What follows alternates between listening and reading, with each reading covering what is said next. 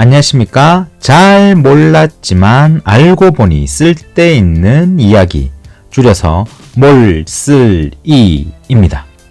통일 신라 말기, 신라의 북쪽으로는 왕건이 후 고구려를 받아 고려를 세우고 서쪽으로는 견훤이 후백제라는 나라를 만들어 후삼국이라는 혼란의 시기를 맞이하고 있었습니다. 이때 후백제의 군주 견훤이 보병과 기병 1만을 이끌고 신라의 대야성을 공격하여 함락하고 진군하였습니다.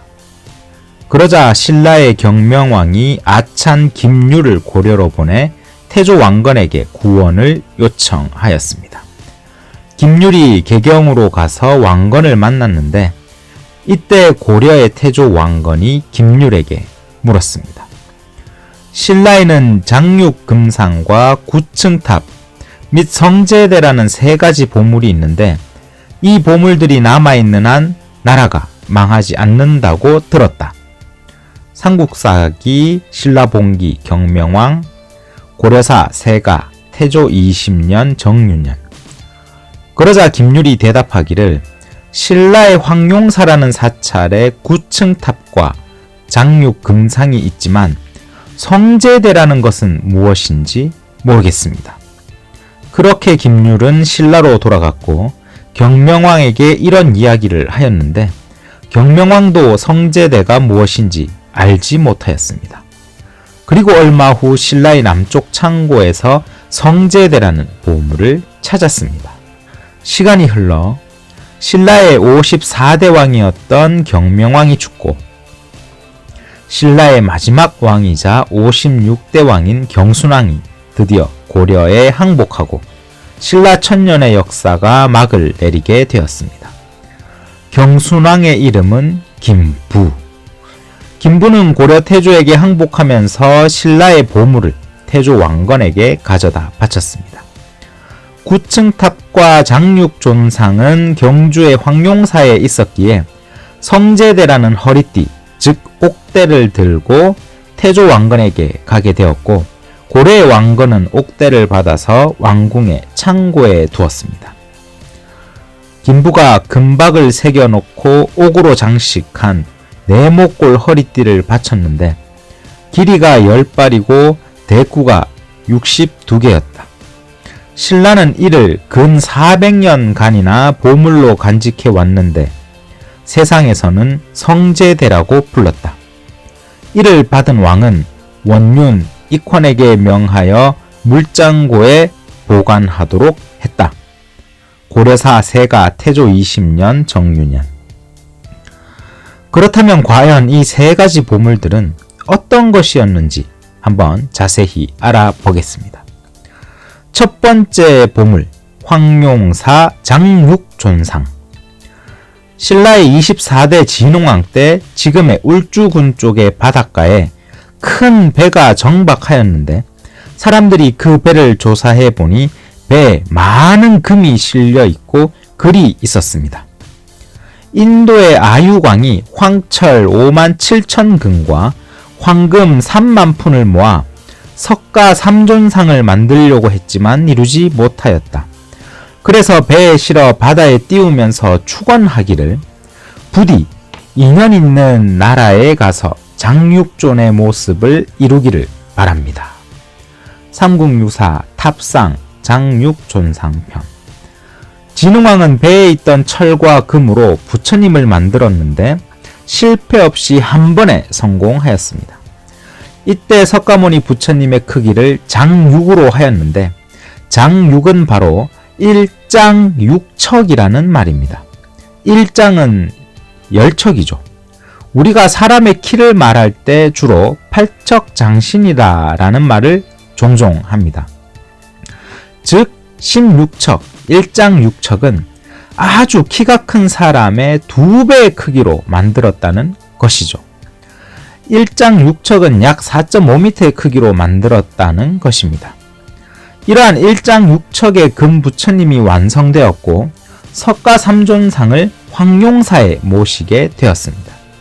이렇게 장육존상을 황룡사에 모셨는데 이듬해 부처님의 눈에서 눈물이 흘러내려 발 뒤꿈치를 적시는 일이 있었습니다. 바로 진흥왕이 떠날 조짐이었다고 합니다.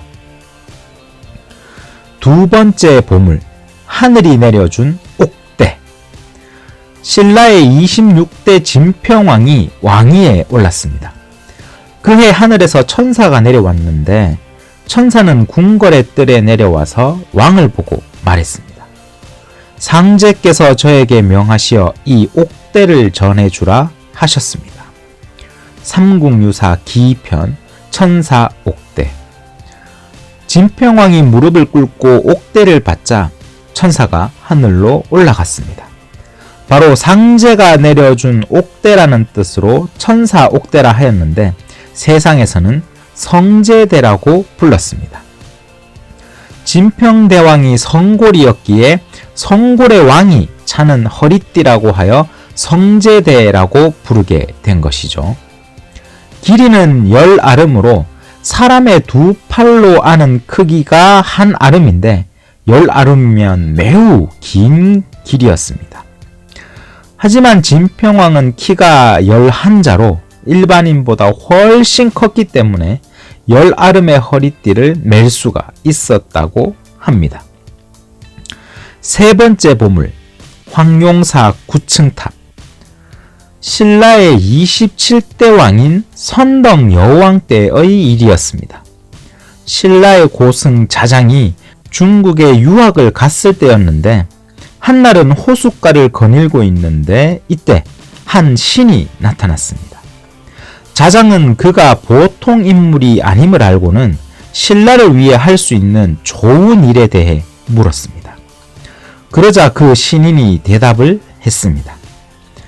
지금 그대 나라는 여자가 왕위에 있으니 덕은 있지만 위험이 없구려. 그래서 이웃 나라가 침략을 꾀하고 있는 것이요. 그대는 빨리 돌아가야만 하오. 황룡사의 호범룡은 바로 나의 맏아들이요. 범왕의 명을 받고 가서 그 절을 보호하고 있소이다. 고국에 돌아가거든 절 안에 9층 탑을 세우시오. 그러면 이웃 나라들이 항복할 것이고 구한이 와서 조공할 것이며 왕업이 길이 편안할 것이요. 삼국유사 탑상 황룡사 9층 탑편. 신라로 돌아온 자장은 선덕 여왕에게 이에 대해 전했습니다. 여러 신하들과 오랜 상의를 마친 끝에 9층 탑을 만들기 위해서는 백제의 장인이 필요하다는 것을 알게 되어서 백제의 사신을 보내 탑을 만들 장인을 보내달라고 하였는데 그 장인이 바로 아비지였습니다. 아비지라는 공장이 명을 받고 와서는 나무와 돌을 다듬었고 이간 용춘이 공사를 주관하여 200여 명의 장인들을 통솔하였습니다. 이윽고 황룡사의 9층 탑이 완성되었습니다.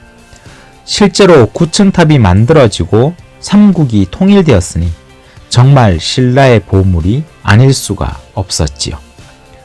9층 탑은 탑마다 각기 뜻하는 나라가 있었습니다.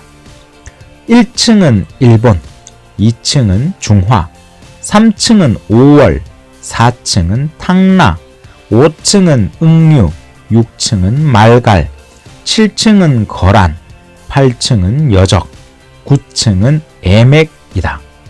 안흥, 동도 성립기. 이러한 신라의 보물 3가지는 고려 때까지 이어왔지만 고려 후기 몽고가 침입하여 황룡사를 불태웠고 이때 9층 탑이 불타 없어지며 장육존상도 녹아 없어졌다고 합니다. 고려왕의 창고에 있는 천사옥대는 언제 어느 때 없어졌는지 아직도 보관 중인지 알 수가 없습니다. 다만 그 나라에 3가지 보물이 있다고 하여 진정 나라가 태평하게 지켜질까요? 맹자 역시 나라에는 3가지 보물이 있다고 하였습니다. 나라에는 3가지 보물이 있다. 바로 국토와 백성과 정치이다. 맹자.